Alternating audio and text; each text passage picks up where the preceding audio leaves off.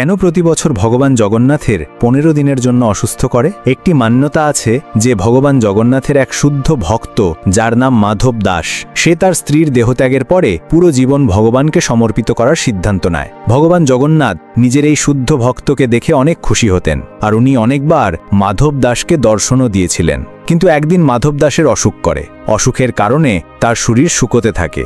তখন স্বয়ং ভগবান জগন্নাথ নিজের ভক্তের সেবা করেন। পরে যখন মাধব দাসের জ্ঞান ফিরে আসে, তখন সে জিজ্ঞাসা করল, প্রভু, আপনি তো ত্রিলোকের নাথ, তাহলে আপনি আমার অসুখ একবারে ঠিক করলেন না কেন? আপনাকে আমার সেবা করতে হতো না? তখন ভগবান হেসে বললেন, মাধব দাস, যদি তুমি এই জন্মে এই দুঃখকে নাও ভুগতে, তাহলে তোমাকে পরের জন্ম নিতে হতো। আমি এটা কখনো চাই না।